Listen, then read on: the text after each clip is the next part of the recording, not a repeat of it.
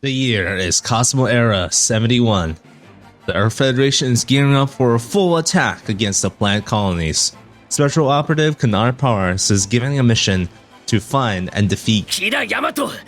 Canard pilots a Hyperion Gundam, CAT-1X1, to further his goals. Throughout the manga, the Eurasian-developed Hyperion Gundam proves to be a formidable defender. The Hyperion Gundam is a supremely powerful burst unit that is not designed for extended combat scenarios. Its abilities for defense and offense are limited to the power supply. In Gundam Evolution, this has translated into a powerful frontline unit with duration limitations. 俺はスーパーコーディネーターになる。誰にも負けられない。 The primary weapon of the Hyperion Gundam is the beam submachine gun fondly named the Zastava Stigmate. Canard first used the beam submachine gun to fire upon the asteroid Red Frame after failing to acquire information on Kira Yamato. Throughout the manga, the beam submachine gun shows off as a powerful rapid-fire weapon, capable of taking off entire head sections or continuously fire in a spin maneuver. This is translated well into Gundam Evolution. The beam submachine gun is very comparable to the Pale Rider's bullpup machine gun.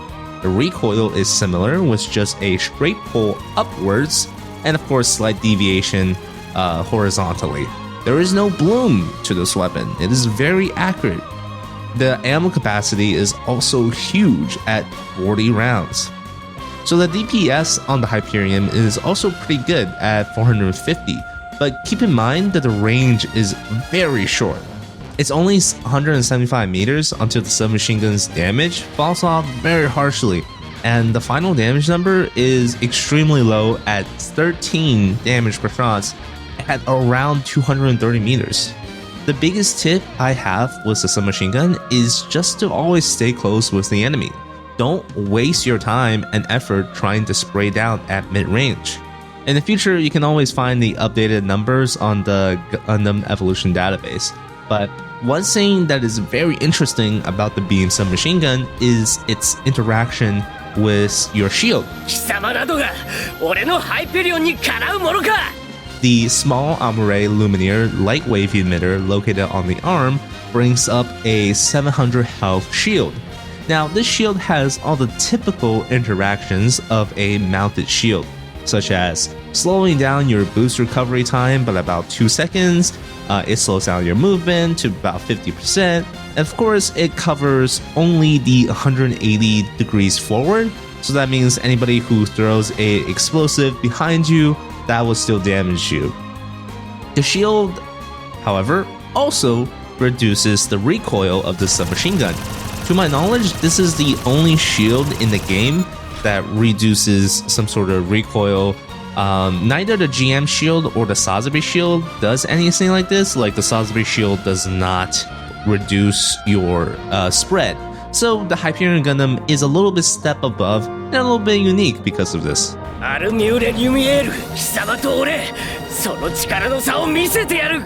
This beam shield defense system is a small derivative of the umbrella of Artemis in C. The personalized invincibility, ARMURE LUMIERE, is first used by Canard during his fight with the asteroid Blue Frame. A 300-degree beam barrier is expanded forward by the Hyperion's 5 out of 7 lightweight emitters. In the manga, the duration is limited to 5 minutes as the power of the Hyperion cannot keep up. In this game, it is translated to a duration-based, not health-based shield that lasts for 4 seconds, but the duration decreases when fired upon. A major bonus for the shield is that it blocks ranged melee moves on top of everything else a typical shield blocks. Stuff like Hyperion Hammer, Marasai Hook, and Zakutu Melee Shockwave are all blocked. The Ashimar's Grenade also is stopped by the beam barrier, but the Napalm itself is not. So this is basically how the new Gundam's Pyramid Shield works as well. It blocks ranged melee moves. But of course, enemies can always get inside of the shield to do damage to you. I really like the ARMURE LUMIERE because it's finally a consistent ability to provide a team with cover. An enemy team that focuses on your 4-second shield can definitely brain that very easily, but that's still time that they aren't firing at your team with. You can easily use the ARMURE LUMIERE in offense and defense interchangeably. And during this duration, you don't want to be holding shield. No, you want to use your mobility fully. You want to get in there, get into the range of your submachine gun, and blast them when they can't really fire back. Although, one of the biggest weaknesses of the ARMURE LUMIERE is melee units stunning you. Any slight stun you suffer during the AL's duration will stop the barrier entirely. So, you really gotta watch out for melee units. The best tips I can give for using the AL is to follow what Canard does in the manga. In a battle with a squad of Jins, Canard rushed forward was the AL opened and allowed his supporter armors to follow up and attack. The Hyperion with the AL in-game should be the spearhead of all of your team's offensive attacks. And of course, you want to use it to defend yourself, such as when they're pushing to you or using it to revive somebody. FORFANTEIRE 最大出力 The second active skill is a energy beam cannon, FORFANTEIRE. These are twin cannons mounted in the wind binders of the Hyperion. In the manga, the FORFANTEIRE was again first used against the blue asteroid frame. The beams damage the headpiece of the asteroid blue frame, so maybe that's why this ability is the only ability in the game that's capable of getting headshot damage. In the game, the FORFANTEIRE also fires 2 beams, each with their own damage and hitbox. They travel infinitely and pierces enemies. The hitbox of the FORFANTEIRE is really big for an ability. You can see that as I am aiming at a Zakuto range's torso, you can actually get the headshot. The hitbox is big, however, be very precise when using this ability. Because it requires a long 1-second wind-up time before it fires. You'll have to predict where the enemy is moving or track really well to hit this ability consistently. One thing that will help you in the field is that when the ARMURE LUMIERE is active, you'll actually be able to cut down on the FORFANTEIRE's wind-up by half. This will of course only come up around half of the time since the cooldown is different from each ability, and you want to use the FORFANTEIRE as much as you can when it is up. Overall, I think this is a really nice ability to secure kills and it gives a bit of burst damage, but you have to be very skillful when using this ability because it only does decent damage, which is 360, since the headshot damage is 180 each. It only does that good damage when you headshot someone with it. So definitely be very precise when using this ability. ガンダムは俺の機体だけあればいい The G maneuver of the Hyperion Gundam is the ARMURE LUMIERE Lancer. In the manga, this is used by Canard Powers to defeat the CAT-1X2 Hyperion Unit 2. With only one arm, leg, and wing binder, Canard faces the fully functional Hyperion Unit 2 with a improvised ARMURE LUMIERE Lancer technique. In-game, this is translated into the Hyperion Gundam charging forward recklessly and piercing through enemies. When being pulled into the Lancer, enemies are both damaged and stunned at a rate of about 450 damage per second. When I say recklessly, I mean recklessly. You have no protection when using the Lancer, unlike other G maneuvers that charges forward, like the Dom Trooper's Jetstream attack, or let's say the Asher Mars punch. Now, the Lancer travels 600 meters over the course of 5 seconds, and you're going to be able to do up to 2,250 damage to a single mobile suit during that time. However, there is no limit to the amount of enemies that you can pull with your Lancer. The Lancer also has a slight vacuum effect in which whoever touches the green Lancer will get pulled into the center. the activation threshold of the Lancer is also high at 8,900 points. Any blocking will not give you any activation points, so when they hit your shield, it won't give you anything, but damaging people will give you activation points. So you're just going to have to get really aggressive with Hyperion Gundam if you want to farm these points. However, you also get 15 points a second naturally. I have to note that this G maneuver can technically fly, so using it on harbor and on vertical spaces is a very valid approach. I think that this G maneuver is really fun.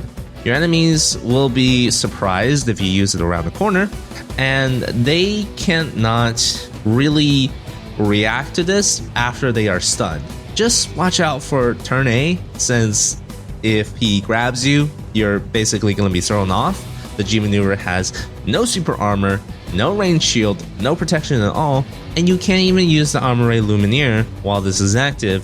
So it's a really all or nothing ultimate, and you have to pick the right time to use it.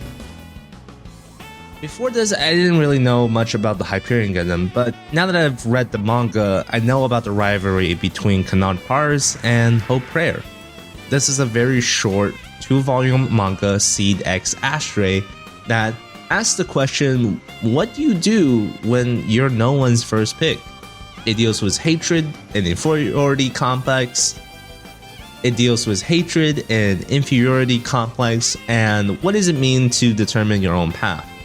So basically, it's a very Gundam series, if that makes any sense. I highly recommend giving it a read. It will take up maybe 30 minutes of your day, and I think it really made me appreciate that Canard Pars is a fucking psychopath, and he has this laugh. I've been playing it in the video so far, but he has this laugh that is just like really fun, but psychotic as hell. 無限パワーを手に入れたスーパーハイペリオンは無敵だ! Alright, let's go over the 3 biggest tips I have for you while playing Hyperion. 1. Stay away from melee suits. This is the biggest thing you need to know.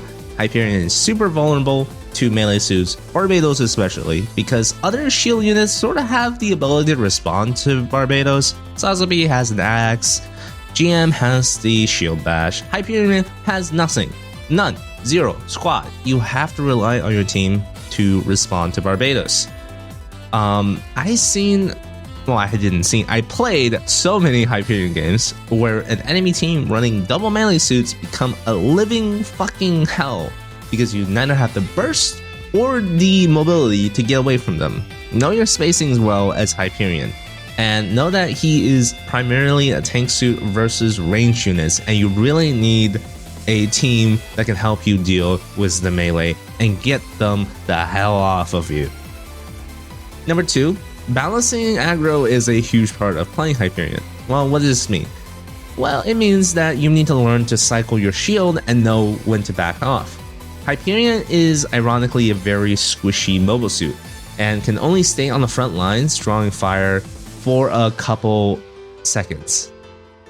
It is a very powerful couple of seconds where your team is essentially immune and you have a huge shield to push with, but it is still nevertheless a couple of seconds.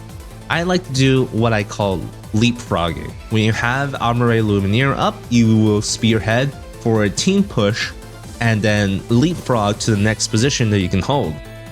During that time that the cooldown is going, you use your regular shield to sort of like get people to focus you, but keep in mind Hyperion doesn't have the most health. It's 900 health and 700 shield, only 1,600 in total.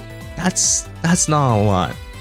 And during the time when your cooldown for your ARMURE LUMIERE is ticking, you're very vulnerable to counterattacks. So definitely stay in cover and peek out.